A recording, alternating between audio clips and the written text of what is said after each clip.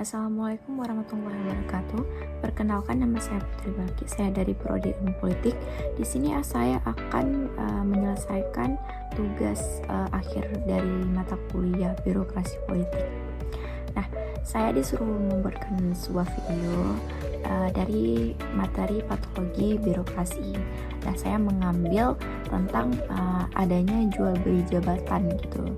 Seorang pemimpin yang membeli atau yang sudah menempati jabatannya tapi menjualkan jabatannya ke orang lain kayak dengan kata mungkin investasi gitu. Nah, saya mengambil materi tentang jual beli jabatan dalam patologi birokrasi. Yang pertama itu ada jual beli jabatan. Dalam birokrasi politik merupakan praktik korupsi yang merusak sebuah integritas, efisien, dan merusak juga keadilan dalam sistem pemerintah.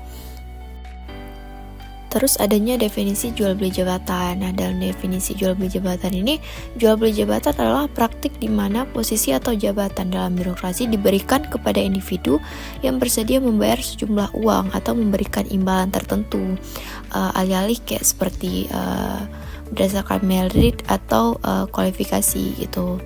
Orang ini membayar seorang individu, memberikan sejumlah uang untuk menempatkan jabatan itu, membeli jabatan itu untuk diduduki. Penyebab terjadinya itu yang pertama ada kurangnya transparansi. Sistem yang tidak transparan memudahkan praktik korupsi karena sulit diawasi oleh publik. Yang kedua itu kekuasaan yang terpusat. Nah, pejabat dengan kekuasaan besar dalam penunjukan dan promosi jabatan cenderung memanfaatkan posisi mereka untuk keuntungan pribadi. Dan yang ketiga itu kelemahan sistem hukum yang lemah dan tidak efektif dalam menindak pelaku korupsi, memberikan ruang bagi praktik jual beli gitu, karena sistem hukum yang lemah itu tuh memberikan peluang gitu untuk para pejabat atas jual belikan jabatannya. Selanjutnya itu ada dampak jual beli jabatan. Yang pertama itu ada merusak integritas birokrasi. Itu mengakibatkan penempatan jabatan yang tidak kompeten, mengurangi kualitas pelayanan, menurunkan kepercayaan masyarakat terhadap pemerintah.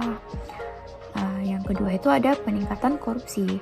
Peningkatan korupsi ini seperti pejabat yang membeli jabatan cenderung memanfaatkan posisi mereka itu untuk mengembalikan investasi mereka. Orang tuh memanfaatkan jabatan atau kedudukan mereka sekarang ini tuh untuk mengembalikan investasi mereka melalui praktik korupsi lainnya gitu. Yang ketiga itu ada ketidakadilan sosial. Ketidakadilan sosial ini menghambat kesempatan bagi individu yang kompeten dan berintegrasi untuk menduduki posisi penting karena mereka kalah saing dengan individu yang membayar. Seharusnya posisi penting itu bisa diduduki oleh seseorang yang jujur, yang adil, yang mendengar keluh masyarakat atau yang tidak hanya memanfaatkan kedudukan penting itu untuk sebuah korupsi atau sebuah investasi mereka dengan jual beli jabatan itu. Yang keempat itu efisien yang menurun. Nah, pengambilan keputusan dan implementasi kebijakan menjadi tidak efisien karena dijalankan oleh pejabat yang mungkin tidak memiliki kapasitas atau pengalaman yang memadai gitu. Nah, dari mulai penjelasan penyebab terjadinya jual beli jabatan ini, dari mulai kurangnya transparansi, kekuasaan yang terpusat, terus kelemahan sistem hukum, dan juga kita bahas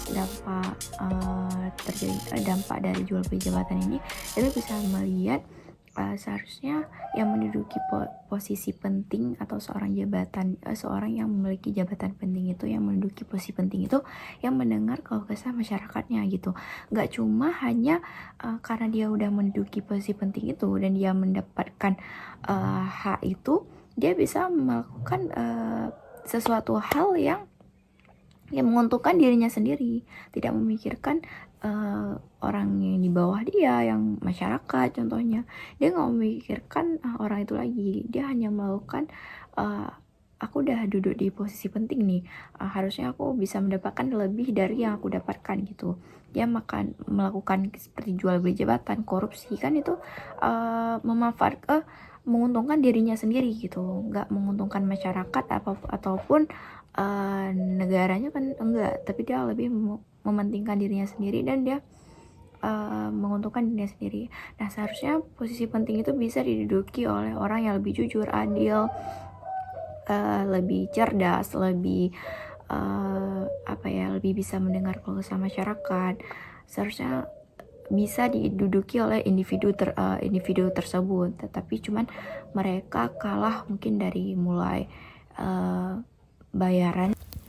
Nah, contoh kasus jual beli jabatan ini yaitu yang pertama ada kasus lokal dan internasional. Beberapa kasus di Indonesia melibatkan pejabat tinggi yang tertangkap melakukan jual beli jabatan seperti yang pernah terjadi di beberapa daerah dan lembaga pemerintahan. Dari contoh kasus jual beli jabatan ini, saya mengambil contoh kasus Wali Kota Tanjung Balai.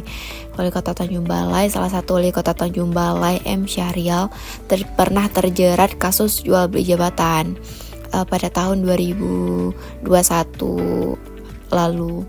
Nah, setelah tertangkap tangan oleh KPK pada April 2021, Syahrial ini diduga menerima suap terkait jual beli jabatan di lingkungan pemerintah Kota Tanjung Balai. Hasil dari kasus tersebut, Syahrial dinyatakan bersalah dan dijatuhi hukuman penjara oleh Pengadilan Tindak Pidana Korupsi.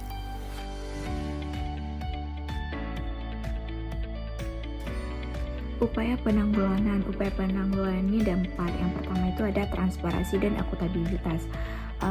Transparansi dan akuntabilitas ini meningkatkan transparansi dalam proses rekrutmen dan promosi jabatan dengan mekanisme seleksi yang terbuka dan berbasis merit. Kedua itu penguatan hukum, memperkuat sistem hukum dan peraturan anti korupsi serta memastikan penegakan hukum yang tegas terhadap pelaku jual beli jabatan.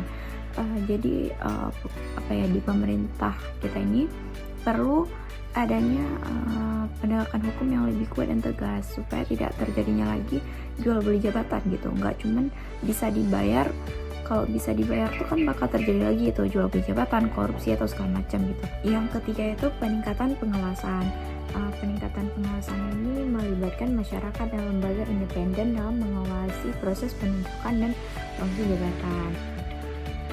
Itu juga harus melibatkan masyarakat dan lembaga-lembaga independen dalam mengawasi proses penunjukan atau promosi jabatan ini. Keempat itu pendidikan anti korupsi.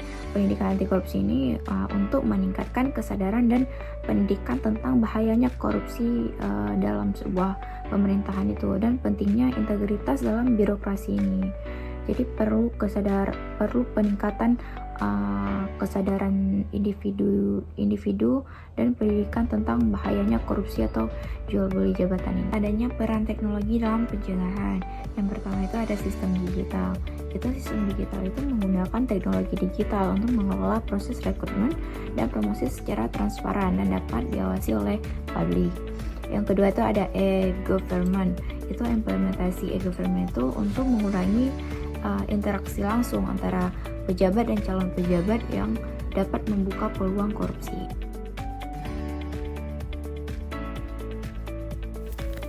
Kesimpulan yang saya ambil dari jual beli jabatan ini adalah praktik korupsi yang sangat merusak dalam birokrasi politik.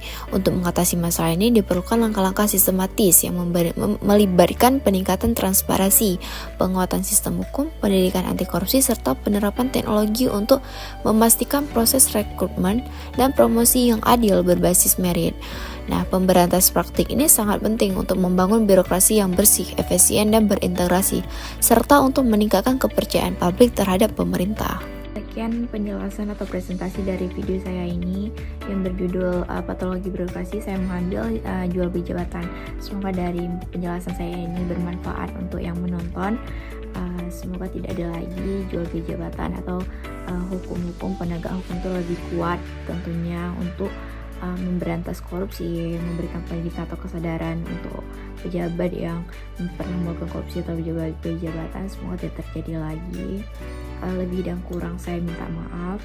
Terima kasih untuk dosen pengampu yang sudah memberikan tugas akhir mata kuliah birokrasi ini untuk menyelesaikan tugas akhir saya.